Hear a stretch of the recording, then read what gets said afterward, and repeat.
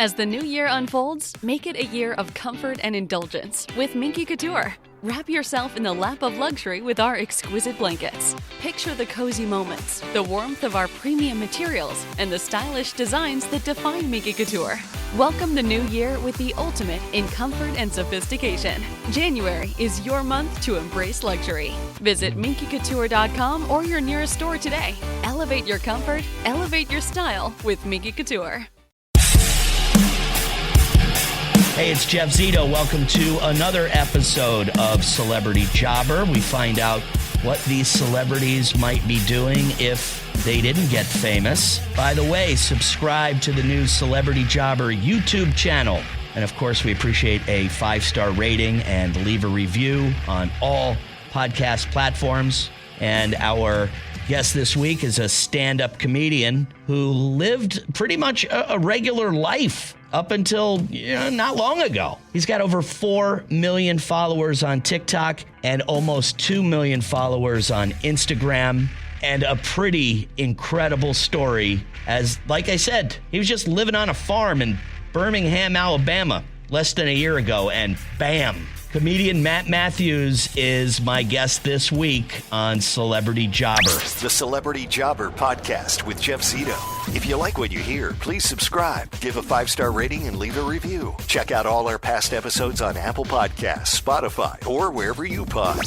What if these celebrities weren't famous? What would they have become? What was their first job?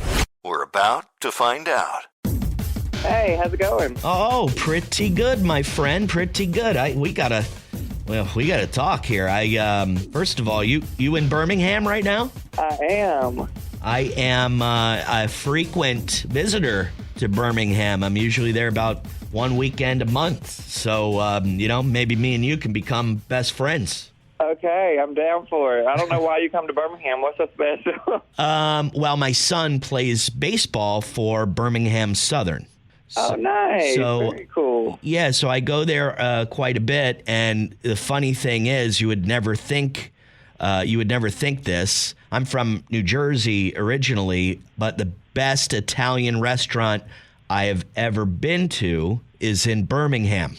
I have heard. What's it called? Do you know the name? I do. It's called Giancarlo's.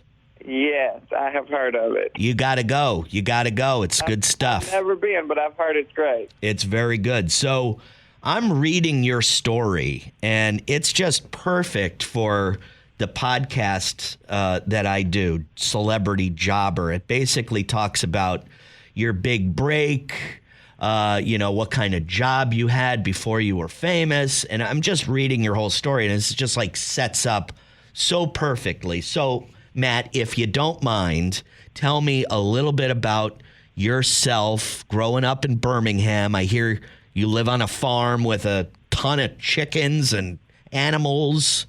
Yeah, so I actually I didn't grow up in Birmingham. I grew up outside of Birmingham in a city called Bessemer, Alabama. Yes. So I grew up, very poor with an alcoholic mom. We lived in the projects in Bessemer, and it was a struggle.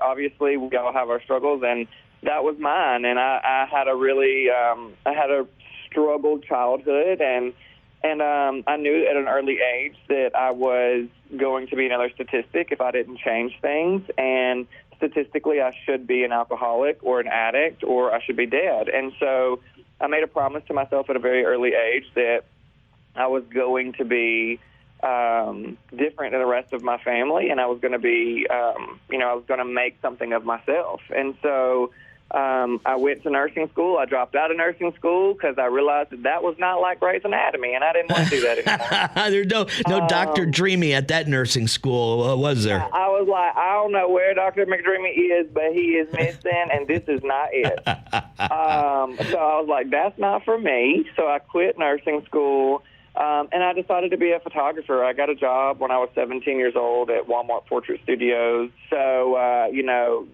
that's for the younger generation. They probably don't even know what that is because they didn't have Walmart Portrait Studios back then. But I was a photographer at Walmart Portrait Studios in high school, and I decided that I really liked it. So I spent all of my money, and I bought a Canon Rebel kit from Sam's Club with my grandma.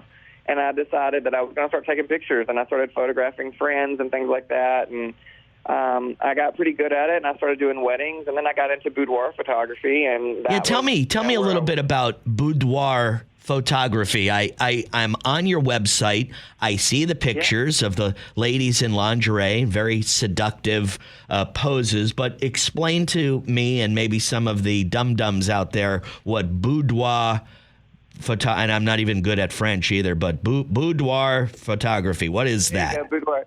So boudoir photography is about being comfortable in your skin. It's about realizing that it's not a number on a scale that determines your self-worth, and, you know, everybody is beautiful just the way that they are, and it's about just being comfortable in who you are and accepting your body and loving your body and just being who you are. And so I struggled with that my entire life. I hated my body. I was never comfortable in who I was, and my mom did as well. My mom suffered with depression, and I was doing a lot of boudoir sessions, and things were going really well. And then I photographed a boudoir session for my mom in October of 2014 for her birthday. Okay. But she just really never felt good about herself. She never loved her body. She never felt like she was pretty. She never felt worthy enough. And so I did these photos of her, and she told me, you know, like, this is the most beautiful I've ever felt. Wow. And then she passed away in March of 2015, and those photos were still, like, my most cherished possession was, like, that I was able to make her feel that way. And so that kind of lit a fire in me of, okay, well, this is what you're supposed to do, is change people's lives by the power of doing boudoir photography. And so for over the last 10 years, I have been a boudoir photographer, and I've been able to teach workshops, and I've spoke at some of the largest photography conferences, and I've photographed, you know, hundreds and hundreds of men and women, and I've been able to show them that you're worthy just the way that you are, and it's been incredible. And Matt, you do this today. This is also your job, and the new job I want to get to in just a second, because it's very fascinating. Mathews.com. That's one T in Mathews. Mathews.com is his boudoir photography website. But Matt, you still practice this today. But what I want to know is that you have over 4 million followers on TikTok. You have 1.7 million followers on IG. And all I'm seeing is not pictures of boudoir photography. It's pictures of you doing stand-up comedy. So where in the hell did this intersect? You know, if I knew, I would be able to tell you. It honestly, I never wanted to be a comedian. That has never been a goal. That's never been an aspiration of mine. Like, if you would have told me 10 years ago I would be doing stand-up comedy on a sold-out tour, I would be like, you have lost your mind. Like, because I have no desire to do that. However, I've always been just naturally funny. Like, okay. I've always been the class clown. Like, I was always put out of the classroom for making people laugh and, you know, saying goofy stuff. It's funny now I get paid for it. But, you know, I was just always naturally funny. When my parents' friends would come over as a kid, my parents would do that skit, you know, make them laugh, do that thing you do, make that voice, you know, whatever. And so my videos blew up on the internet, and I kind of quit posting boudoir stuff on the internet because what I do, it is, you know, to me, I don't ever show anything that you wouldn't see in a bathing suit, basically. Right. On social media, they would be like, oh, well, that's adult nudity or sexual activity, so they would delete it. So I was like, okay, well, I've been doing this for long enough. People know that I do this. You know, I've built an incredible business for myself. Like, I don't have to post about it all the time. And so I kind of quit posting about it, and I just started posting my life because I realized that it wasn't Matt Mathews Photography that was like my brand. I was my brand. Matt Mathews was my brand. And boudoir is just a part of my life, just like farm chores are a part of my life, and now stand-up comedy is a part of my life. All these things are a part of who I was.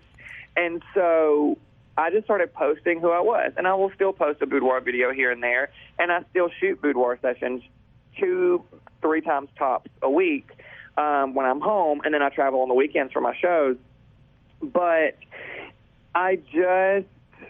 it just kind of blew up on the internet and just videos of just me. And then I decided, everybody was like, you have to do stand-up. You have to do stand-up. And I was like, I don't want to do stand-up. Like, I have no desire to do that. And so I started doing it, and I didn't do open mic nights. I didn't do any of that. I just started working with a local comedian and a writer, and she was kind of just trying to help me, like find my footing and find like what my voice is on stage and how I want to tell my stories. And I started working with her, and I opened for 2 local comedians. And then the comedy club was like, well, hey, let's give you a show. Let's see if you can sell tickets. Let's, see how it goes. Right. And they gave me 3 shows in a small room that held like 70 people. And all 3 of those shows sold out in like 2 minutes. Okay. And then he was like, okay, let's give you another show in the big room. It holds 450 people. And I was like, oh, God, I'll never sell that out. And so he gave me that show, and it sold out in less than 1 minute. Come on. And I was like, what? And so everybody was like, Matt, you were born to do this. You were born to do this. You were so natural at doing this. And I decided that maybe I am. Like I would just get on stage, and I didn't have a script. I didn't have, really anything that I was going by. I was just talking. I was saying the things that came to my head, and I was telling my stories, and it just resonated with people. And I think my show is so different than regular stand-up comedians because I don't consider myself a stand-up comic. I consider myself a storyteller. And I'm just telling my stories the way that I know them and the way that I grew up with them. And my show is not just funny, but it's also inspiring to people that you realize that you can come from the project and have an alcoholic mom and be broke, right, but become successful. But when did this all start for you, Matt? When did these first shows start selling out? How long ago was this? You want the real answer? I want the real answer. Don't tell me like 6 months ago. February. So what do you consider your big break? Was it a specific video that got you 1 million views, or what do you think it was? I mean, it probably was a series of events, but was there one particular thing that happened to you that you were like, oh man, I think my life's about to change forever? So I think the farm tour videos are what changed the whole trajectory of my life. Like posting those videos. I mean, I remember my birthday was January the 13th, and we had like a little get-together with my friends, and I remember hitting 500,000 followers on Instagram on January 13th because I was with my friends, and I was like, oh my gosh, y'all, I just hit 500,000 followers on Instagram, and everybody was freaking out. And then a couple of weeks later, I hit 1 million. And they were like, what is going on? And I started getting all these celebrities that were following me and commenting on my stuff. And then that's when I decided to do stand-up. And when we first put our very first shows on sale and they sold out in a minute, that's when I knew. Wow. I was like, okay, I think this is way bigger than we ever thought it was going to be. And I don't know if we're ready for this. In Florida, just an FYI, the Parker in Fort Lauderdale. He's also going to be at the Florida Theater in Jacksonville, Hard Rock Live in Orlando, Mathews.com for all the tour dates. This is like an amazing story. It's like, I want to say you have a charmed life, my friend. Charmed life with a lot of work involved. Sure. It didn't happen by accident. I mean, you put the work in, you were prepared, maybe a little bit of luck. I mean, I don't have to ask you if it wasn't for the stand-up comedy what you'd be doing. You'd be a successful boudoir photographer, as you still are. How do you run both the comedy and a full-time business?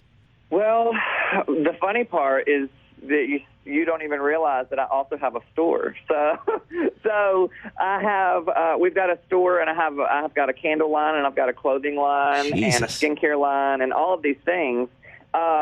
So it's absolutely exhausting because I am typically shooting. Like I said, I shoot usually Monday, Tuesdays, and sometimes Wednesdays. My assistant shoots the other days.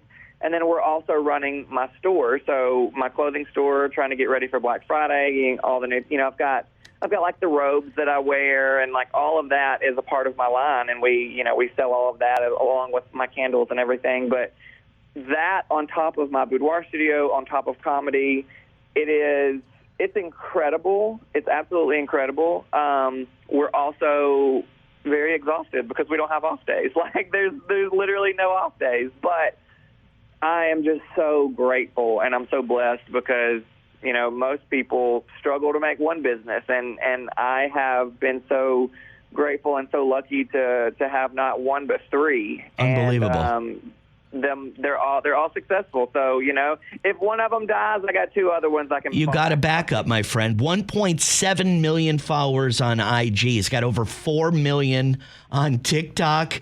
His stand-up videos, check them out, of course, and he's performing all over the country. Just started doing stand-up in February, so, he's doing big rooms already. Mathews with one T.